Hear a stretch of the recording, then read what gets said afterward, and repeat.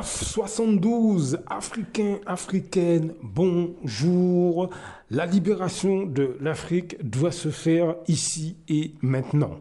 Nous sommes entièrement d'accord, mais de quelle libération on parle? Hein? De quelle libération? Là, je suis sûr et certain que en entendant la libération de l'Afrique, tout de suite, vous pensez aux Occidentaux. Ils viennent chez nous, ils nous volent. Tout de suite, tout de suite, on est debout, on est prêt à en découdre. Mais en réalité, la libération dont je vous parle, c'est à propos d'un certain nombre de nos semblables, mes amis. C'est ça la libération dont je vous parle. Nous avons une catégorie de nos semblables qui sont des crapules de première. Des afro-descendants, des Africains, des Afro-Antillais, des Afro-Réunionnais, des Afro-Guyanais, etc.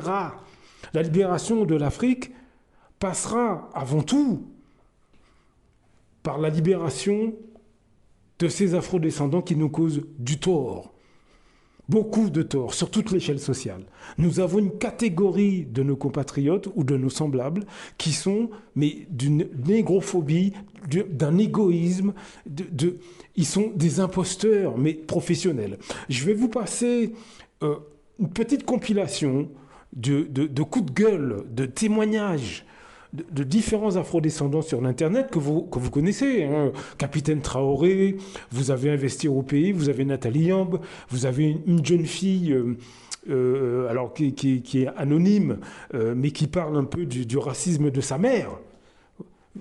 Sa mère qui est africaine comme elle-même, qui ne veut pas qu'elle épouse un noir. Vous avez Nathalie Yamb qui explique le comportement d'un président ghanéen. Écoutez, on se parle juste après. Préparez-vous à la guerre de haute intensité. Soit ils viendront eux-mêmes, soit ils passeront par leurs valets locaux qui sont ici pour essayer de troubler notre quiétude. On a un sérieux problème dans notre communauté avec la réussite et avec le succès.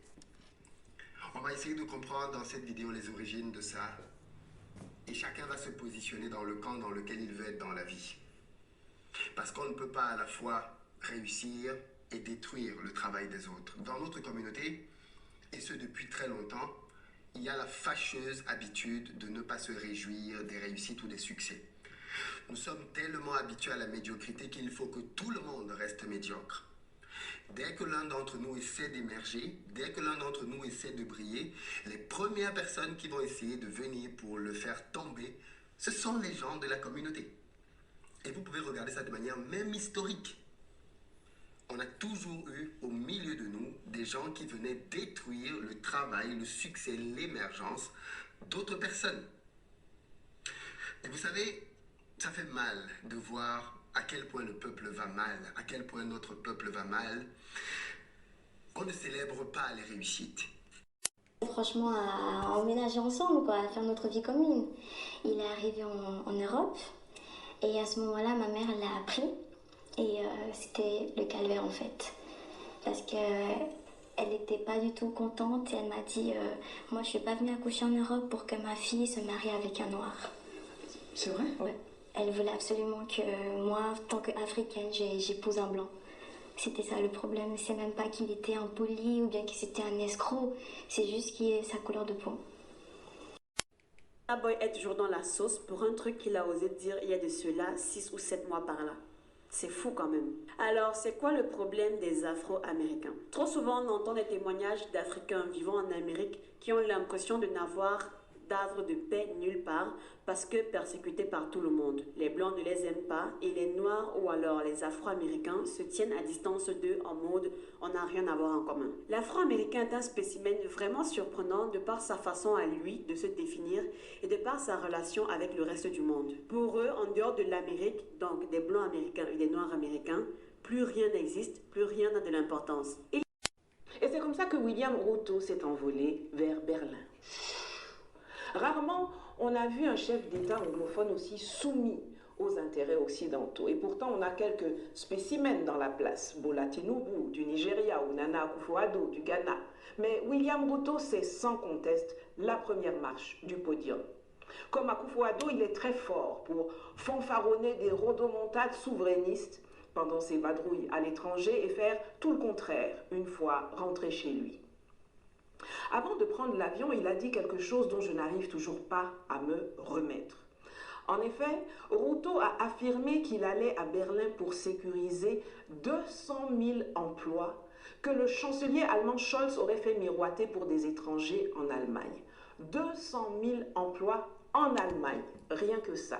C'est-à-dire que lui, là, il n'est pas capable de créer de l'emploi pour les Kenyans au Kenya. Mais il pourchasse un chef de gouvernement étranger pour que celui-ci fasse son travail à sa place. Donc, je vous ai mis une petite compilation.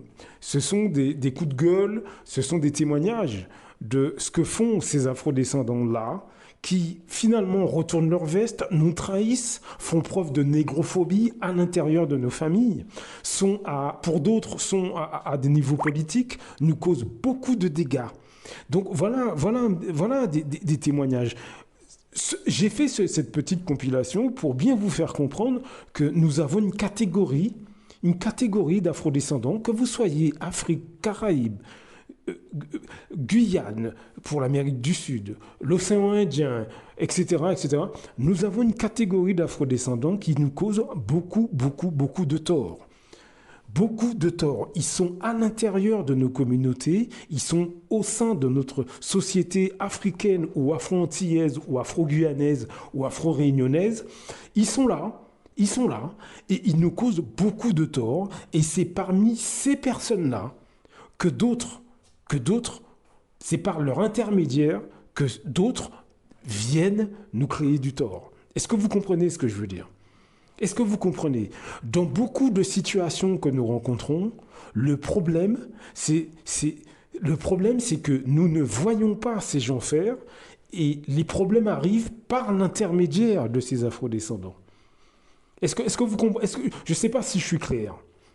C'est pour ça que je vous dis dans tous ces audios, nous devons commencer à en parler. Nous devons commencer à parler de ce problème. Nous devons mettre en lumière ce problème beaucoup plus que nous l'avons fait ces dernières années. Nous avons été prévenus par nos anciennes générations. Je pense à François Fanon, Peau Noire et Masque Blanc, Aimé Césaire, mais Nkrumah nous a parlé de ces problèmes. Nous avons aussi Stokely Carmichael qui nous a parlé de ces problèmes. Nous avons aussi Thomas Sankara nous a parlé. Il nous a parlé de ces problèmes, alors de manière différente, peut-être pas aussi directement, mais ils ont tous abordé à un moment ou à un autre ce problème. Nous, on ne s'est pas concentré là-dessus. Alors je ne dis pas qu'il faut abandonner le combat contre la France-Afrique. Je ne dis pas qu'il faut abandonner le vol des richesses de l'Afrique par les puissances occidentales. C'est pas ce que je suis en train de vous dire. Je suis en train de vous dire qu'il faut qu'il y ait une partie d'entre nous. Il faut qu'on se répartisse les tâches. Il faut qu'au sein de nos communautés, au sein de nos sociétés, une partie d'entre nous, il faut aussi que nous nous penchions sur notre psychologie, notre fonctionnement. Et malheureusement, une catégorie de nos semblables ne fonctionne pas très bien. Et ces personnes, malheureusement, sont offensives contre nous. Ils nous créent du tort.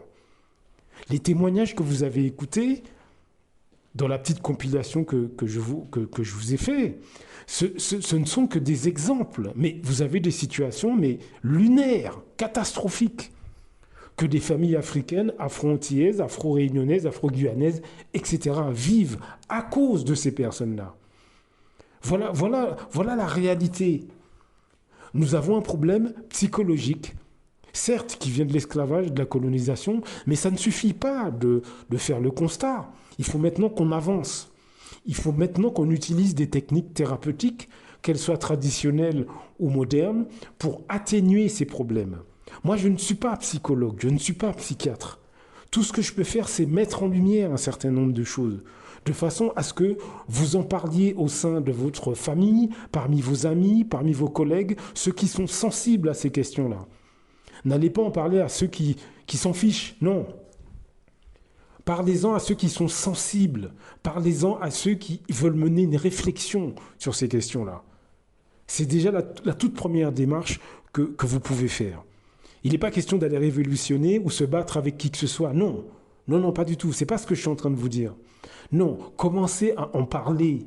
Commencez à pointer du doigt ces personnes-là, à mettre en avant leur comportement, leur attitude.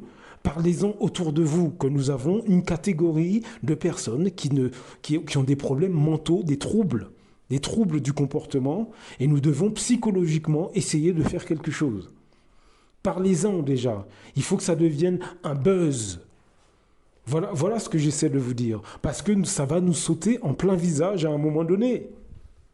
Je vous assure que ça va nous péter en plein visage à un moment donné. On va pas s'en rendre compte, mais il y a un moment donné, ça va coincer, je vous assure. Cette catégorie de personnes-là, elle est quand même assez importante, d'afrodescendants mal dans leur peau, qui prennent de mauvaises décisions et qui nous agressent d'une certaine manière. Donc réfléchissez à ce que je viens de vous dire. Blaf, à très bientôt. Beaucoup d'Africains se lèvent contre des autres Africains. C'est généralement à travers la corruption. L'Europe, l'Occident le sait. La meilleure façon de faire tomber un Africain qui se lève pour les intérêts des Africains, il faut aller corrompre ses amis ou ses compatriotes. C'est comme ça, c'est toujours à cause de l'argent. Celui qui a fait tomber son car, elle a fait beaucoup. C'est parce qu'il voulait être son car à la place de son car.